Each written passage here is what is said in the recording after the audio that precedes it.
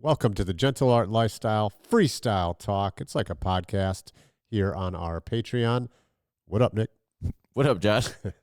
You today, well, we should probably just get right into it. We are talking about personal challenges, which have been labeled as misogis, difficult challenges that you put yourself through to hopefully learn something about yourself. Yeah. You have this weekend coming up, you have what we call a mid-misogi, which is about, which we label as normally like a 75% chance of success. For you, I think that seems low. Yeah, I think for you it's going to be low, although there's a lot of different things that can go wrong, which we'll get into in a second. Why don't I'll just real quick clear up, or at least say what a misogi is. It is a personal challenge. We've labeled them maximum misogi, which is like a 50-50 chance that you can do it, something really, really difficult. Yeah, we just had someone do that. Yeah, like, I don't know, climb Mount Kilimanjaro, which we'll have a blog about and be some good information on that. Yeah, that seems kind of difficult. Yeah. Then there's a mid-misogi, which is like a 75% chance and that's a lot of times a physical thing like you're doing. He's doing the 40 by 4 by 48 challenge. Yep, just ripped right off of David Goggins' challenge. Which was run 4 miles every 4 hours for 48 hours. Yes. Which I did a couple of years ago. And now you're taking this new spin on it, which is going to be really fun. Yep. And then there are wait, why am I blanking on the M? Mini? Mini misogi. Yeah. I like the alliteration. Maximum misogi, mid misogi, and minimum mini misogi. And those are challenges that you may get done in a day, that you have like about a 90% chance of getting done. And those could even be challenges that challenge things from a perspective standpoint. They might not even be something physical or something that's going to, be really, really demanding in all facets. So right, more so something to challenge a mental limitation you have. Yes, yeah. So those are what we're talking about. And without further ado, why don't you talk about the 40 by 4 by 48 challenge that you're doing, where you came up with the idea, and go from there.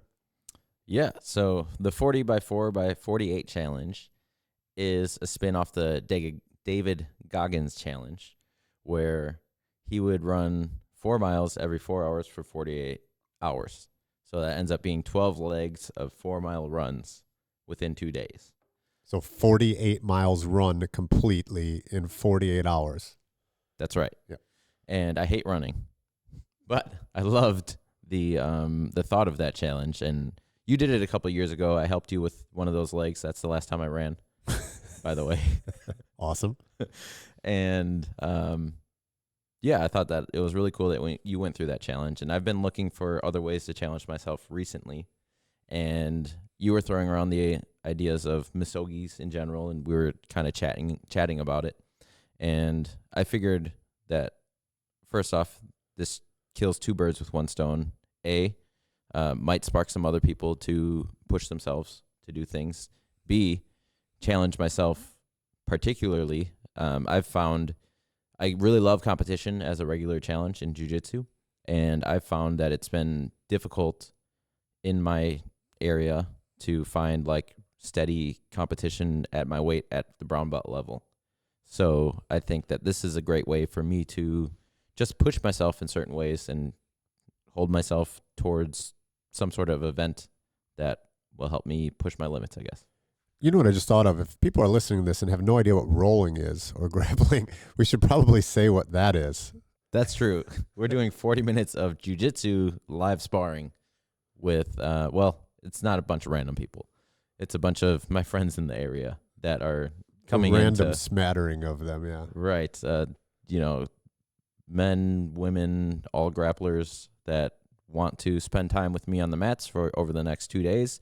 We're all going to get together, and basically the idea is to have like 12 consecutive open mats throughout the course of 48 hours. And I'm not the type of person that regularly takes any rest rounds, but I can see myself after, 12 hours of this wanting to take some rest rounds. So it'll be 40 minutes rolling straight. For me, there might be a break in between switching partners or things like that, but I don't plan on taking any rest rounds in the 40 minutes, just 40-minute chunk, and then either keep rolling, which I'll probably do for the first ones. That's inadvised. And then the last ones, I'll probably be like, that was 40 minutes. I'm going to go sit down. Right. But yeah, live sparring with people that train jiu-jitsu and having a good time on the mats. We like to get creative in the Misogis and different things that you're interested in, and how can we help facilitate that? What's interesting about this is obviously Nick and I both train jiu-jitsu, but it also takes a lot of like background making things happen, because you can't just grapple with yourself. Right. And unless I was going to do the whole thing with you, which I'm not. Yeah. Because I'm a little bitch. No, this is your thing, but you need to plan, and you need to also plan on like all things. So like you could fail if at 4 a.m. on Sunday morning, nobody shows up. Yes. That's not on you. Partially. It's partially on you, but it's, if everybody said they were going to show up, you did what you could. Right. So it's been kind of getting the word out about who can help, when can you come in? And for some people, 4 a.m. was like, oh yeah, I work third shift. Okay, cool. Yeah. But for most people, it's like, why the fuck would I get up at 4 a.m. and well, grapple? You mean get up at 3 a.m. and go grapple at 4. Right. And not get to bed, afterwards until 5:30, if you go back to bed even. Right. So what other challenges, or how have you felt about, the organization and trying to get this together? Yeah, the first step was just to create awareness of it, and that's the first step that we always talk about for achieving any goal, is awareness and desire to make something happen. So just trying to make some buzz about it. And this week we did do a sign up form where people could sign up and let me know if they're interested in certain time slots where they could come and roll. And then this week I've spent a lot of energy confirming the times with people. It's almost like, scheduling an entire event that takes over 48 hours, and I need people in certain spots in order to make the event run smoothly. So for me, this kind of felt like I was planning an event, which it really is. And then, the last leg of it is going to be me actually going through it throughout the rest of the next 2 days. But yeah, a lot of planning, like logistics of where I'm going to be, how I'm going to stay clean, because skin infections exist and they're not fun to deal with, and how I'm going to eat, how I'm going to sleep, what accommodations we can make so that things run as smoothly as possible or as idealistic as possible. And all of these things have kind of bubbled up as things that I need to make a bunch of little decisions on. And sometimes that can be overwhelming, but just chunking it out and saying, okay, this is what we'll do, this is what we'll do, this is what we'll do. And now it's added up to this weekend, which I'm really looking forward to. Yeah. Do you have any reservations or fears while you're going in? Good question. I feel like there should have been some sort of worry or anything like that, but like I haven't felt any worry at all. Like part of me is wondering, I haven't stayed up for 2 days ever. There was one time where I worked for 36 hours. I worked a 36-hour shift, and it's not completely physical, but I was up that long and I was mentally working that long. And that was, I had fun when I did that, actually, because I still remember that. That's one of the times I had a lot of fun working. But I haven't done 48 hours awake before, and I'm going to be trying to take naps and things like that. But this is a mid-Misogi, so I feel like it is achievable. There's not a big part of me that's like, I'm going to fail, or I'm going to look like an idiot, or that's like kind of putting any judgments on myself whether or not something happens. I'm just going along with it and really grateful for the opportunity and looking forward to everything that spans over the next 2 days, really. Yeah, I think, this would be really quite unachievable for many jiu-jitsu practitioners because of the way that they roll. Many people bring things to tension quite a bit. Being familiar with how you roll, I feel confident as well because, one of our classes at White Lotus Creativity Jiu-Jitsu, Megan has created the 4, just like the Avatar, the 4 air, water, fire, and earth Elements. Thank you. Couldn't think of the word. You tend to roll more like air. You're not trying to bring things to tension. You're not trying to be heavy. You're not. You're breathing well. You're keeping a lot of energy in the gas tank. Yeah, most rolls are like flow rolls for me. Like 80% of rolls. Yes, even if you're going, I'm flowing. You're still flowing, and because of that, I think that you have less likelihood of some sort of random injury. Yeah. I think you have less likelihood of people trying to kill you in general because it's not like it's in competition, Right.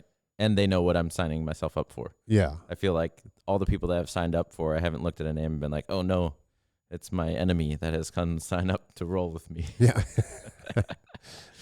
We should do that. We should have all of my past competition just all at once. Yeah. On the 11th hour, just beat you up. Yep. So I have the utmost confidence that you're going to succeed.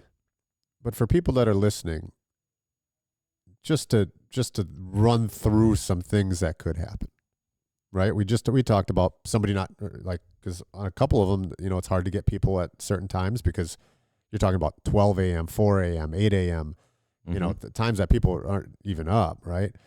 So that's a possibility. Okay. Then you have just random injury, right? Like, yes, it doesn't even matter that it might not be from a submission. Just right. I might fall or roll my ankle or just land on my forehead, knock myself out, or that's right. Who knows, get my teeth knocked out. That's right.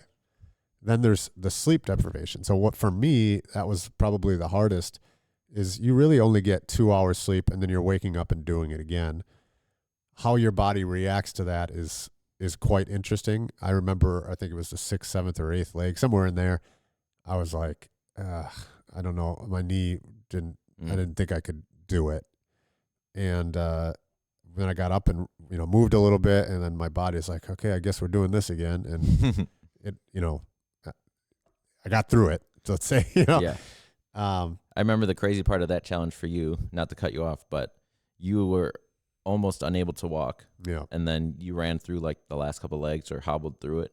And then the next day I remember texting you. I was like, hey, how's your leg, man? It was a rough weekend. And you're like, oh, seems fine. Well, what was super strange is, like I said, like it was the 6th or 7th one where it like gave out. Yeah. Like I definitely couldn't run. I think I basically walked that leg. I maybe just stupid little trot, but then by like the 11th and 12th one, my body's like, all right, let's go. Like then I was back to, not running, but jogging. You're moving for the most part. So, I don't know. I don't know if it was my body like yelling at me, and then finally when my body gave up, like, I guess it's what we're doing, so let's make the best of it. Yeah, or if that was a mental thing. Yeah, I'm not sure, but I remember getting out of bed and not even be able to take a step, and I was like, oh boy, this is not good. So, that could happen to me rolling. That could happen to you rolling, right? And then, like you said, like cuts. Like it's very easy. You could take an elbow to the face and have to have stitches, right? Yeah. That's. Can you get me back to the gym in an hour? Yeah. So I need to roll with new fresh stitches. Keeping yourself clean, like sleeping through an alarm. Like I said, there's all these things that are definite possibilities, and jiu-jitsu has even if you and I were rolling, yeah, like something can happen. It's right? Chaos. And jiu-jitsu is chaos. Yes. So it's not like just one foot in front of the other. It's a lot of chaos. It's a lot of items in the equation. Variables. Or invariables. Yeah. I got to drink more tea, apparently. My words are not coming to me as clear as they normally should. That's all right. So luckily, and I think what we talk about a lot in coaching is, does this particular thing serve you? Does this particular way of looking at this serve what you would like to be an ultimate goal? And frankly, I think the way that you're viewing it serves you the best to hit this goal. Because realistically, outside of all the planning that we've done, there's not a whole lot that you can do now. Yeah. Right? Like now it's just, okay, it starts at 8 p.m. and it's whatever. It's like 2 o'clock. 2, right? So it starts in 6 hours. All the planning, the hydration, the food, all of it, right? That's all already there. So now it's just execute to the best of your ability. Yeah. Sorry, someone just tried to walk in. Yeah. Cool. So they distracted me. Oh, that's okay. But yes, execution. Yeah, really all the setup is there already. We've planned everything out. And yeah, it's just time to execute. What kind of mindset when you're doing something hard or you're challenging yourself, what kind of mindset do you put yourself in? Well, for me, everything starts at gratitude, right? Gratitude is, in my opinion, my superpower, and a superpower that a lot of people can build their base off of. But I'm really grateful that I have the spaces that allow me to do this. I'm grateful that I'm in a place where I can spend 48 hours doing jiu-jitsu and like no one's like, that seems really dumb. Well, it might seem really dumb for certain reasons, but no one's like, why would you do that? They're just like, oh yeah, that makes sense. Let's do it. Yeah. Grateful for the support from my coaches, my family, and people that mean a lot to me. And really all those levels of gratitude are just like a perfect foundation for me to go forward and trust that no matter what happens, I still have a wonderful foundation that isn't going to crumble if I fail in any way, really. So when I challenge myself in these ways, there's like no scenario where I lose, in my opinion. So I don't have a fear of failure. Yeah, that's perfect. Is there anything that you're worried about physically? I shouldn't say worried. I know you're not worried about anything, but is there any like obstacles that I feel might be hard to overcome? Yes. Your words. Yes. Just keep taking them from me. Maybe that's where they're going. Yeah. I'm just taking them out of your brain today. Yeah. Obstacles for me are, I think we've thought about most things that could happen, and I have most of an idea of what to do if those things happen.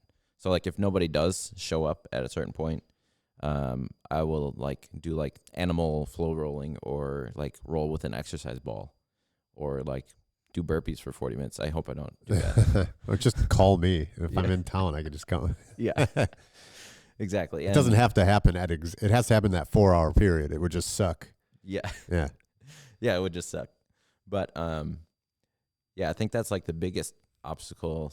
I mean, the other things are random chance if it's going to happen or not. Yep. And,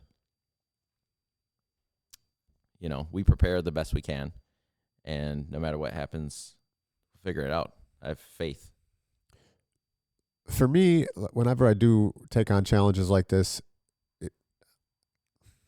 I don't know how else to say it, but I go into kind of a robot mode, which is actually quite good to understand for myself when I go through personal challenges that are, emotional or spiritual or things that, would stress me out.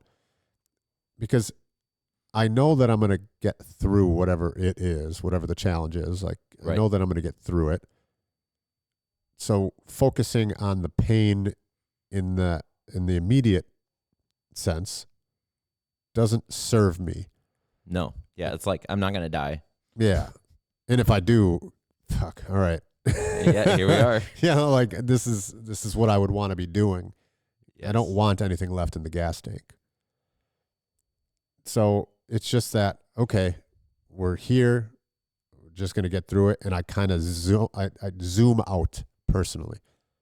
So if my knee isn't working or whatever, or my lower back is killing me, or I haven't slept, or all of those are immediate problems that will be solved. I know they will be solved at a certain point later. Yeah.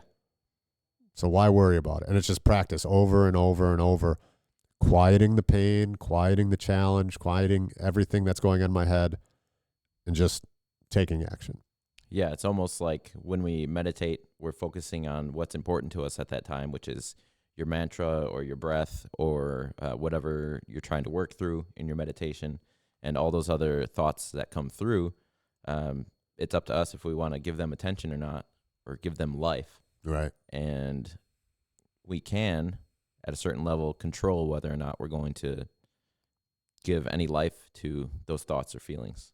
Yeah.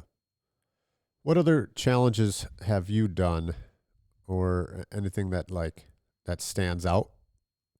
I'm trying to think of other challenges like I know you've done hard stuff, but I'm trying to think of like specific challenges that we set out and that you did. Right. I think most of it has been like jiu-jitsu competitions. Yeah. I feel like those have been the most anxiety-inducing things I've experienced, especially once I started getting into a little bit higher level competition in the area, I would say. And pancration, striking with grappling is very anxiety-inducing. Mm-hmm. But like you said, all of those things are temporary and they're in a controlled environment. Right. As much as it is chaos, it's also, there's limitations. So like if I were in a match and somebody strangled me and I passed out, like they're not going to continue strangling me. Right. So like, yeah, it's short-term problems. I'd say other major challenges was probably through COVID when I was running the buffet and I had to switch from a buffet to like a single serve concept for the restaurant. Going through that was like a ton of planning in like a 2 or 3 week span. We literally reinvented the business and that was a lot of work, but I felt the same kind of energy I feel right now when I did that because there was so much going on. I had a great team and I was excited to try this concept. It's something that we had thought about for a little while anyways. So we were like, okay, well, now's the time. Let's get it done. And I do remember those days I was working till 2 a.m. and then waking up at like 6 to go back to work. And I was working crazy hours and just coordinating with so many different things at once. And kind of was the same feeling that I have right now. It's interesting how you can find that feeling in different areas of your life. That's good. Yeah. And I think so what do you think the benefit of challenges are? Like why put yourself through this? I think it's good to understand like your limits in your own life and like if they actually exist or not. Because like most people have probably never stayed up for 2 days straight. And I haven't stayed up for 2 days straight either, but I've definitely stayed up well over a day. And, it's always something, how far can I push myself? It's good to know how far you can push yourself, where your body starts to like pump the brakes. And if that's a mental thing or a physical thing and pushing past your boundaries, I think being able to expand your boundaries in all areas is a powerful thing. And sometimes we have to do that to ourselves. And I find the more that you expand the boundaries on your own, the less life does it to you. So if I didn't challenge myself in any way or put myself in any of these situations, life would find a way to put me in situations that challenge who I identify as, challenge my family, challenge my work life, challenge my physical health. But since I put myself through these challenges and, tiny challenges for some people are like ice baths or, asking for a raise or changing jobs or moving across the country, moving out of the country, different limitations like that helps you control where you're expanding rather than letting the chaos of life dictate where you need to expand based on how you've been living. Right. In a roundabout way. So doing these challenges is taking personal responsibility, expanding the scale of where you believe that you can be. Right. And taking it, so in my opinion, at least, it seems like the comfort will just continuously and slowly smash you into a weak person in all fronts. Yeah.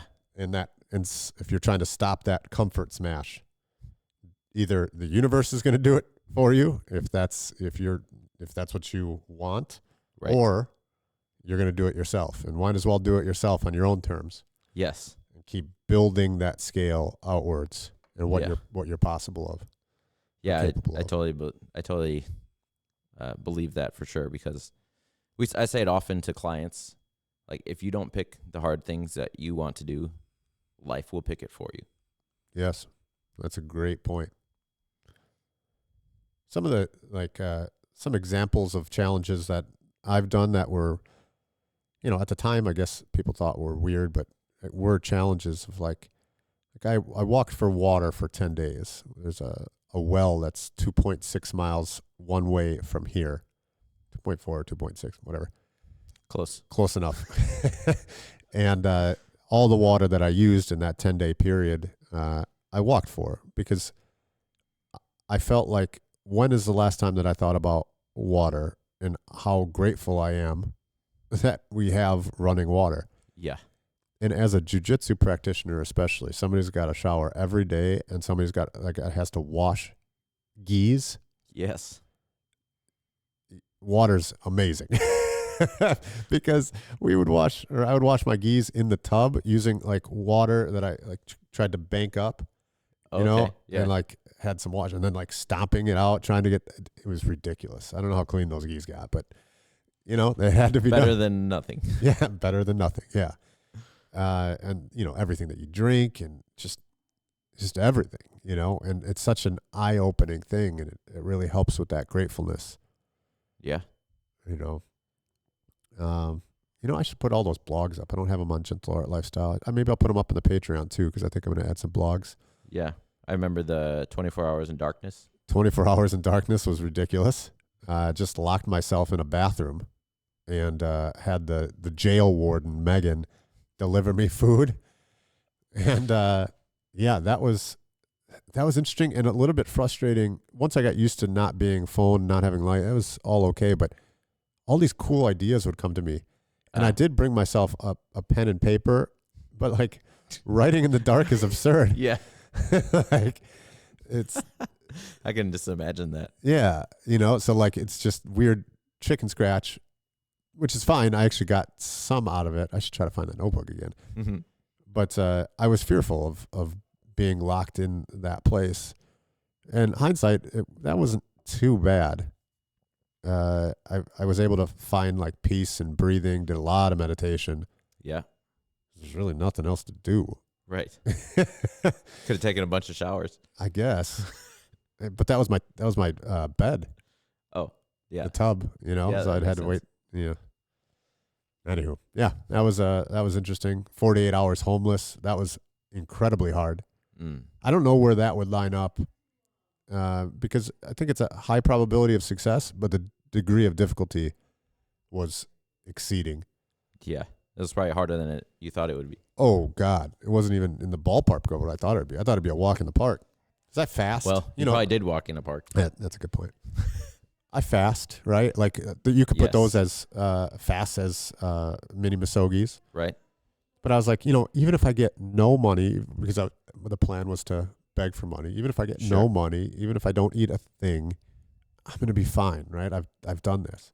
But the fact of the matter is, because I did it with Bobby, a friend of mine, after we did it, we retracked our steps to the best that we could. It was like we walked 36 miles in that 2-day period. Wow.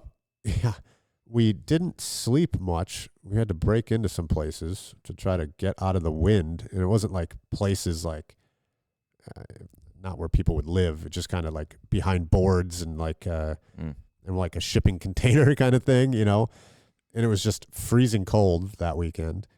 So we didn't get much sleep. It was, everything. Nobody wants to give anybody money. It was really, so that was stressful. And then like, because we were walking so much and because we're dealing with the stress that I didn't realize, safety's an issue. Even though, at that point, 15 years of jiu-jitsu, I'm still, if a car full of people come out and want to jump us, like I'm scared of that. I don't want that. Yeah, that's not great. No, it's not great. And I thought that was going to happen at one point. And you never know when you're kind of sleeping behind a dumpster. Like, are people just going to kind of asleep and then all of a sudden you get beat with a stick? Right? Like, all of these things, I just, it all adds up. It all puts in your stress backpack. And so that was extremely challenging. But also, I still to this day have such a better understanding of what it is to be homeless, because even with all the talents that I have, I don't know how I would get out of those situations. Meaning, like, it takes all of your waking mind to get out of Maslow's hierarchy of needs, the first two, safety and food. Yeah, like food and shelter. Like, I can't, you can't underestimate how much effort that takes when you have absolutely nothing. Yeah, when you don't have those things, what it's like to not have those things is almost unimaginable. It's so tough. It's so tough. So, yeah, I mean, these types of things have been valuable for both of us, and is the reason that we started the Misogis, and we can coach people through these Misogis of all the planning that needs to go into these things, whether it be a maximum like climbing Kilimanjaro. We got one that's, I think, a mini Misogi, but it's going to be a tough mini Misogi for this particular individual, which is camping alone for a weekend. Oh, sure. Yeah. Not with not glamping, right? Like, right. Actually, maybe backpacking through a forest by yourself. It's not going to be that extreme. It's going to be finding a place that no one else is. You still have the car, like firewood and stuff, but sure, it's a female and being alone, and maybe not having those survival skills, which we're going to go over. That's going to be difficult. You know, I mean, I have one coming up, which is a mini Misogi, but very difficult for me, and that's jumping out of a plane. Are you going to wear a parachute? Yes. Okay, that's good. Or I'm going to wear a person that has a parachute on me. That's even better. I think that's how it's going to go. That's right. So it could be anything that you're fearful of. Normally that means that maybe you should have a direction or kind of lean into. Either way, I definitely encourage everybody out there to challenge themselves and do things like this. And it's always better to have people around you that support you, that'll hold you accountable, and help you plan and get the job done. That's right. The obstacle is the way. Yes.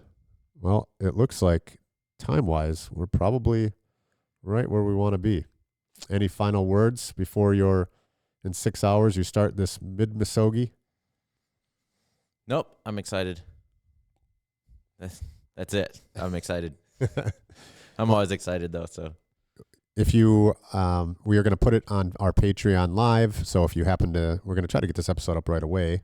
Now that I said that, let's do that. Yeah, that's a good idea. We could try to get this up right away. Some of the time that he's rolling will be on Patreon live, so you can check it out there. I'll probably have to put this on YouTube as well. So come over to Patreon and check out some of the free videos that we have. Join for free or support us in what we're doing.